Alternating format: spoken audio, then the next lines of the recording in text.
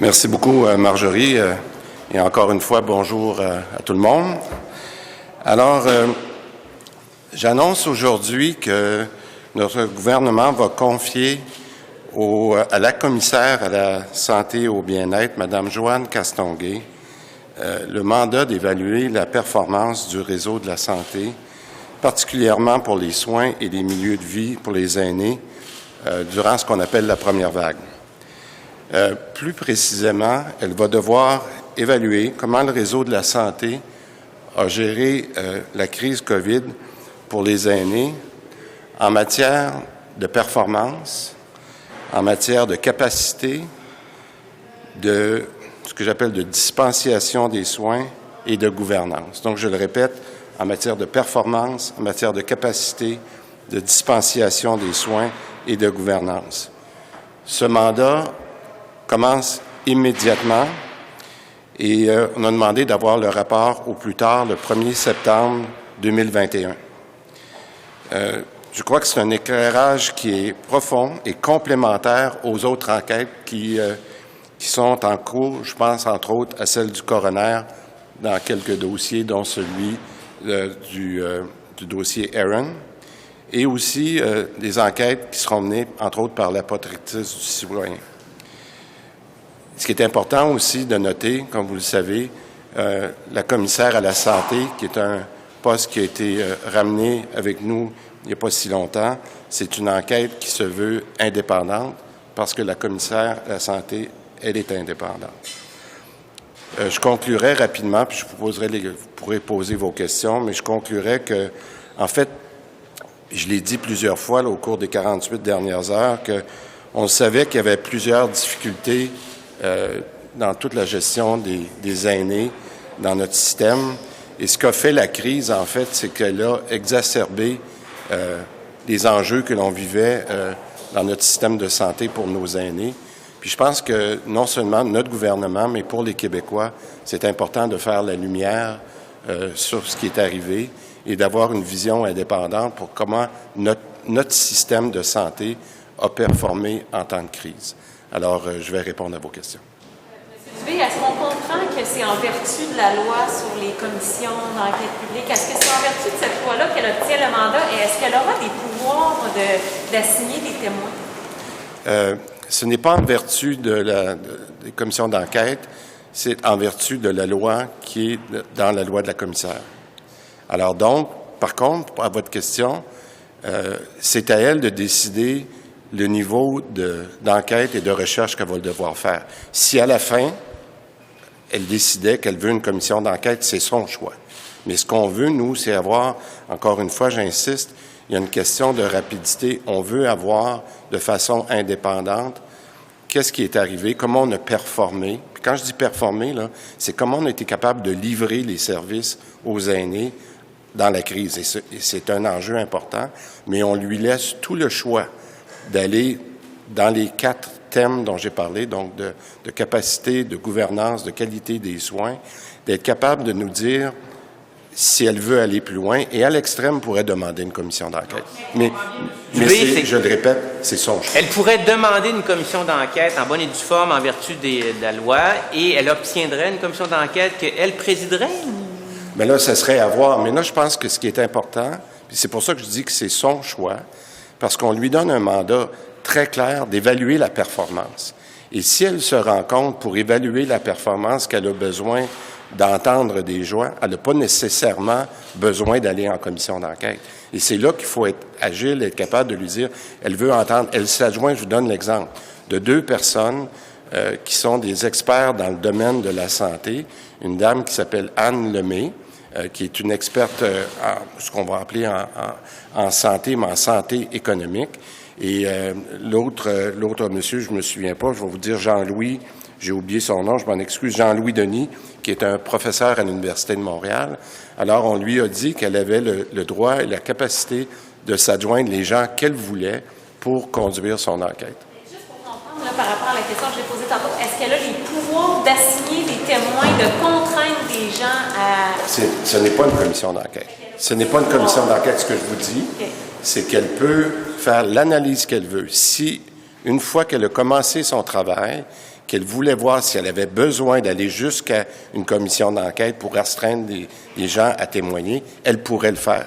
Mais ce n'est pas le mandat comme il est dessiné pour commencer. Monsieur le ministre, quand même, vous auriez pu, comme gouvernement, prendre la décision de dire on commande une commission d'enquête qui aurait été tout aussi indépendante, qui vous aurait évité peut-être de perdre du temps, parce que là, vous donnez un mandat à quelqu'un qui peut-être va décider de faire une commission d'enquête pour pas prendre la décision la plus courageuse, qui est celle de dire commission d'enquête.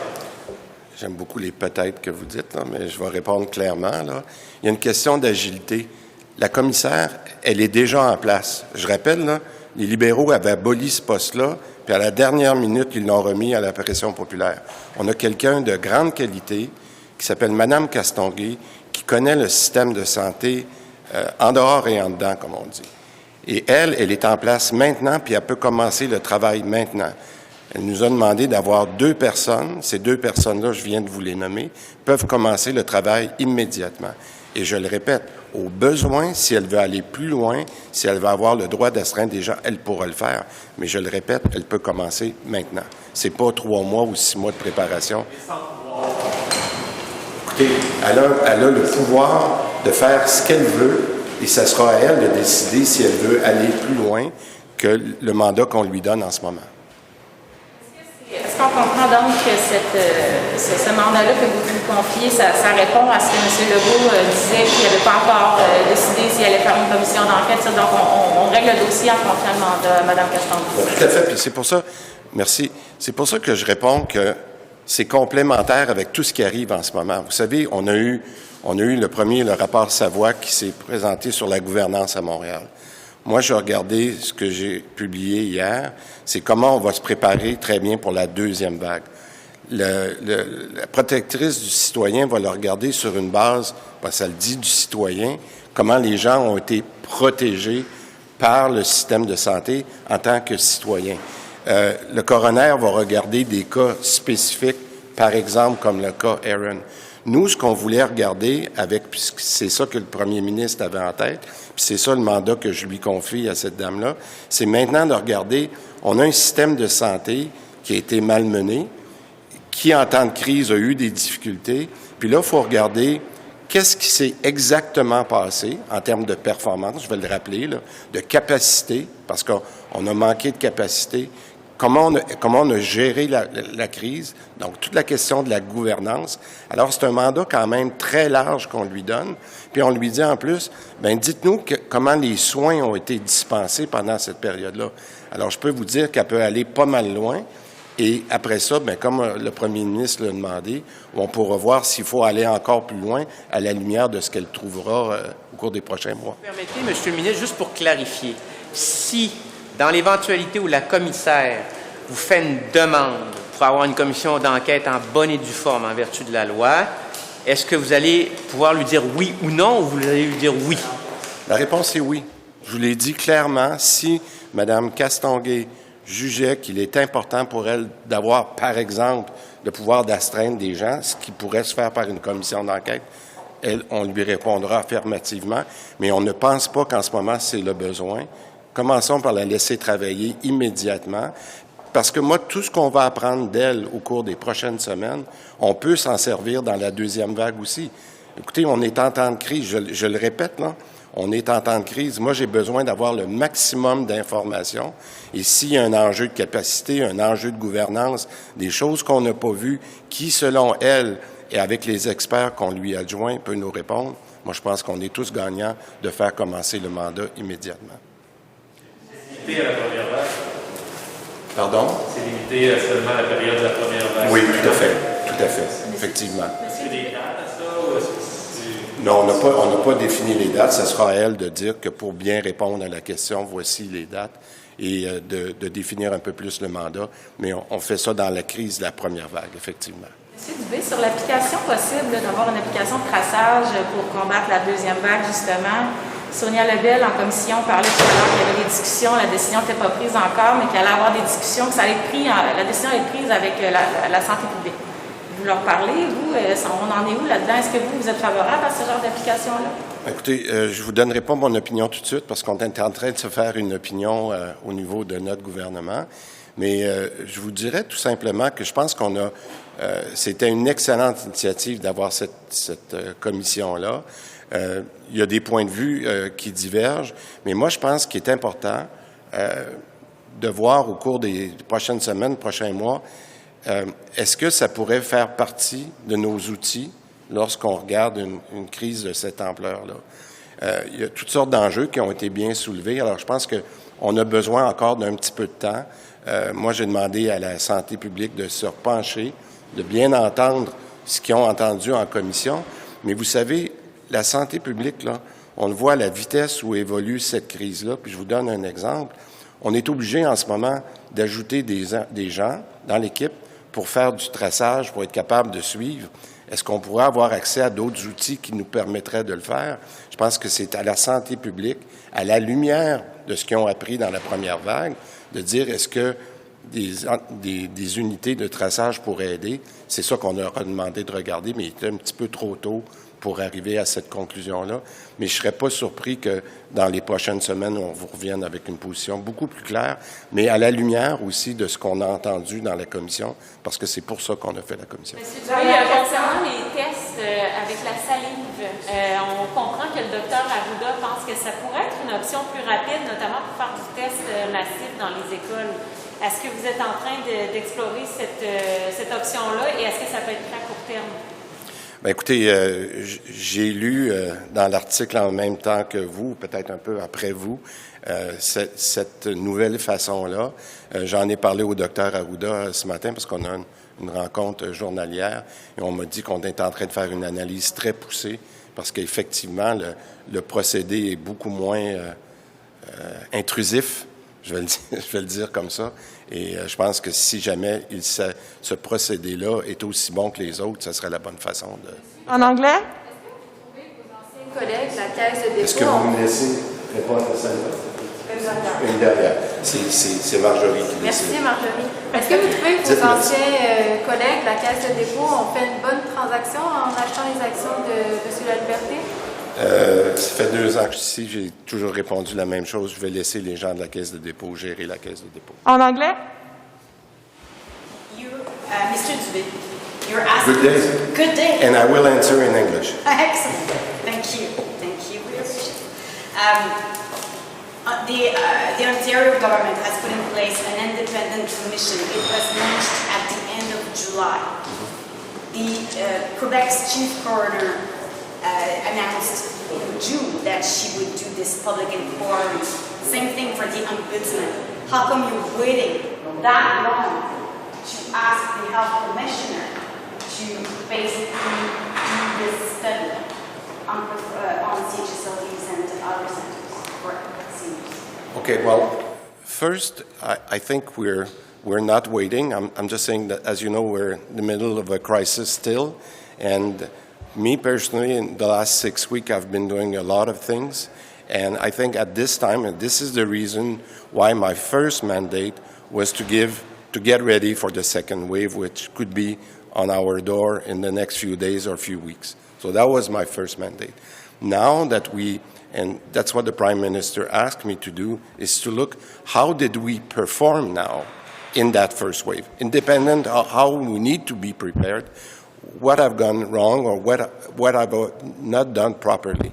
So in terms of performance, in terms of governance, in terms of the way we have given the services to the elderly people, and also the way we have, how can I say that, govern ourselves within all the systems. So public health, the réseau, everything has to be governed maybe or adjusted. So all those issues, now that we are ready for the second wave, I think it's appropriate to give that mandate. Now, the advantage that we have in Quebec is we have this health commissioner.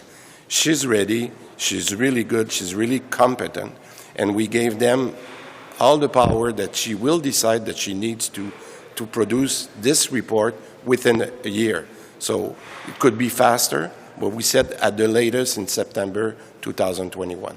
And what will she will add what exactly? What do you want to know that the coroners-in-chief, Quebec's coroners-in-chief, and also the ombudsman are not Okay. doing? The coroner will be focusing on certain very critical, targeted aspects. So what happened in Erin, as an example. Okay, so it's very focused. We're more looking at the general performance of the health system. And that's when I said, you know, I'll make it very clear. We're spending $45 billion a year.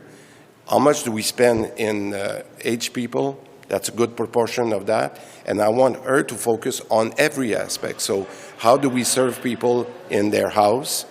Soins à domicile. How do you say that? Home care, sorry. So how do we deal with home care? How do we deal with CHSLD? How do we deal with all those things? So the coroner cannot do this precise work. She's looking at the whole umbrella of health for the elderly. Last question. Yes, your successor. Do you mind either coming closer or can I hear you? Your successor announced that the government is abandoning Bill 61 and that she's going to table a new bill in the fall. Is that a disappointment for you, considering how much work you put into it and you wanted to bring these amendments forward? No. It's not a disappointment? Not at all. I think I'm not with the means, but with the target. I think this new project that Sonia Lebel will present has the same objective to make sure that we are more efficient in the way we deal with infrastructure. If our government feels that we can take a different approach to make sure that we have the result that we need in terms of being efficient in dealing with our infrastructure, I support everything that Sonia will do.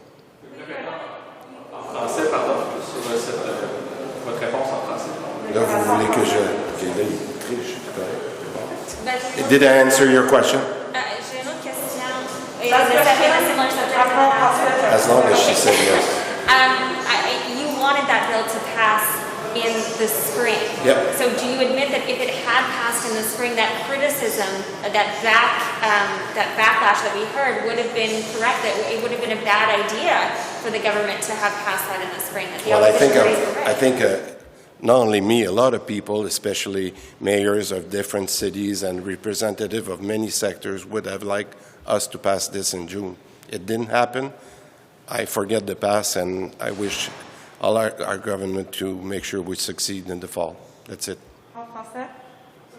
Juste répéter votre réponse que vous avez donnée sur la question de ma collègue concernant le projet de loi 61. Alors la question était, est-ce que je suis déçu qu'on reprenne le projet de loi à l'automne sous une autre nomination? Aucunement. Ce que j'ai répondu, c'est que je suis excessivement content que Mme Lebel, la nouvelle présidente du Conseil du Trésor, ait le même objectif, peut-être avec une terminologie différente, peut-être avec des moyens différents, mais toujours avec le même objectif d'améliorer l'efficacité que l'on a de construire nos infrastructures. Et je vais l'appuyer le mieux possible dans cette démarche-là, parce que notre gouvernement doit trouver pour nos citoyens la façon d'être plus efficace dans nos infrastructures. Merci. Merci tout le monde. À bientôt. Merci.